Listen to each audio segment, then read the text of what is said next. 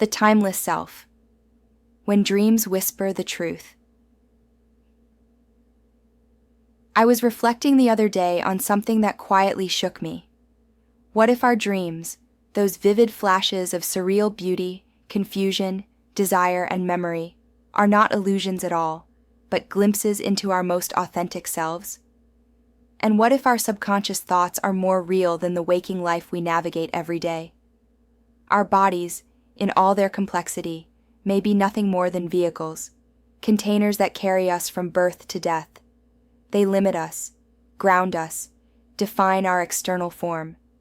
But they do not define us, because what we call a lifetime is just the span of the body's usefulness, not the full expression of who we are.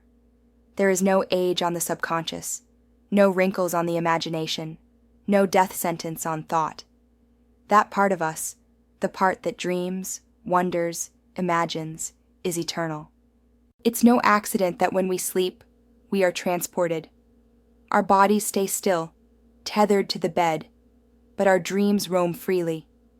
And even when we appear in our dreams with bodies of some kind, the dream itself is bodiless, weightless, timeless.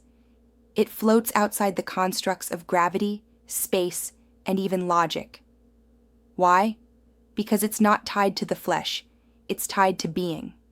Who you are beneath your skin doesn't age, it doesn't expire, and it doesn't answer to clocks or calendars.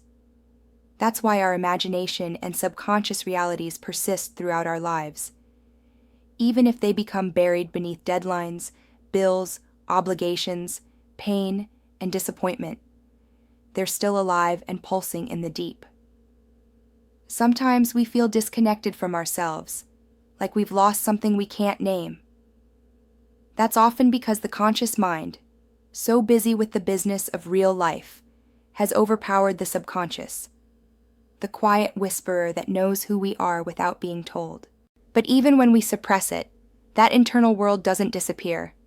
It simply waits, subdued but not destroyed. It becomes embedded beneath the noise of survival, hidden like a pearl beneath the sand. And every now and then, something pulls it back up. A song, a dream, a flash of emotion, a memory.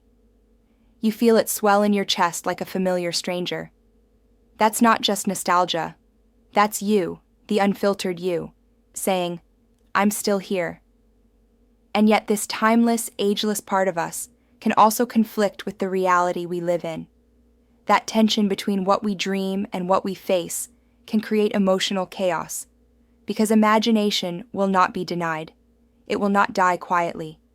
And when it is ignored too long, it erupts, sometimes in sadness, sometimes in recklessness, sometimes in unexplainable longing. The hard part is that imagination is difficult to explain, especially to others, even to ourselves. How do you articulate a truth that came to you in a dream? How do you explain why something you've never lived still feels like a memory? That's the mystery of the soul. The body may be what we live in, but the mind, our subconscious, our dream world, is where we live from. So be mindful when you dream. Pay attention when your imagination drifts. Don't dismiss your mind's wanderings. Instead, lean into them.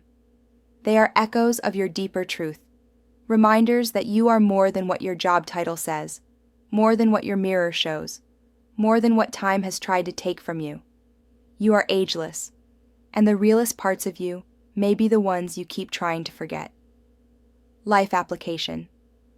Start paying attention to your dreams, not just the ones at night, but the ones that haunt you during the day. The longings, the flashes of inspiration, the pull you feel towards something you can't explain. Don't be afraid of your imagination.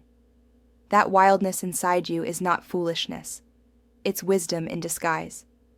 It may not always make sense, but it holds the map to your authenticity. The next time you feel something stir within, some memory, hope, or impossible idea, don't shut it down. Ask it why it came. Remember, your body is your vehicle, but your soul is your compass. Trust what it's trying to show you.